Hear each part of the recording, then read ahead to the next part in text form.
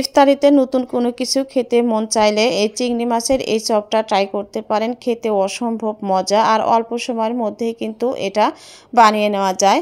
তো দেখতেই পাচ্ছেন আমি ভেঙে আপনাদের সাথে শেয়ার করছি। এটা খেতে কিন্তু অনেক বেশি মজা, ছোট বড় সবাই পছন্দ করে থাকে। তো চলুন আমরা রেসিপিটা শুরু করি। তো এখানে আমি 250 গ্রামের মতো চিংড়ি মাছ কিনেছিলাম। তো আমি সবটুকু দেইনি, অর্ধেকের মতো দিয়েছি চিংড়ি মাছ, ছোট ছোট চিংড়ি মাছ।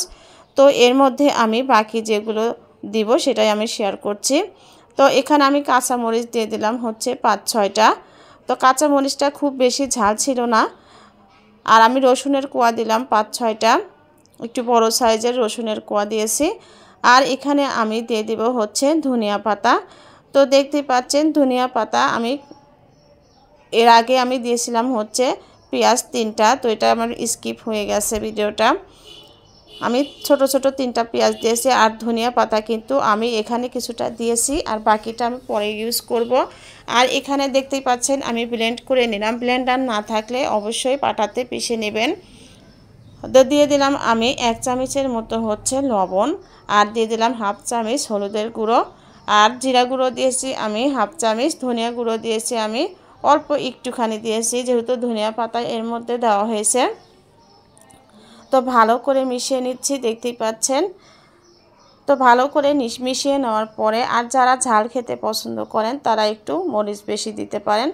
তো ধনিয়া পাতা কিন্তু আমি আস্তটা দিয়ে দিলাম, কারণ এটা দেওয়ার কারণে এটা খেতে কিন্তু আরও বেশি মজা হবে।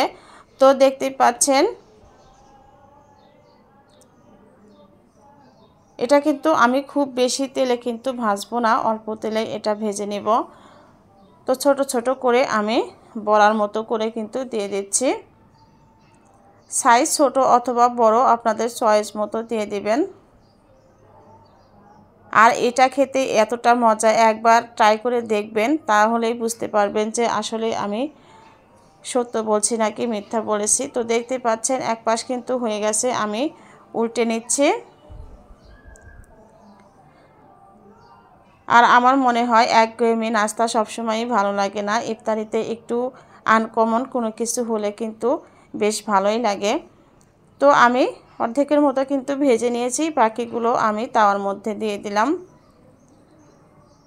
তো চিংড়ি মাছের এই চপটা খেতে অসম্ভব মজা, একদম মুসমুসে হয় আর খেতেও অসম্ভব মজা। আমার মনে হয় একবার হলেও এই রেসিপিটা ট্রাই করবেন, ট্রাই করলেই বুঝতে পারবেন যে আমি ঠিক বলেছি কিনা।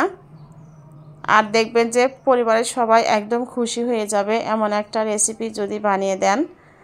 আমরা সব কিছুই খেয়ে থাকি, তো এর মধ্যে এই রেসিপিটাও অ্যাড করে দিবেন, দেখবেন যে সবাই খুশি হয়ে যাবে, একদম তৃপ্তি সহকারে মন ভরে সবাই খেয়ে নেবে। ধন্যবাদ সবাইকে। আমার পেজটা ফলো দিয়ে চ্যানেলটা সাবস্ক্রাইব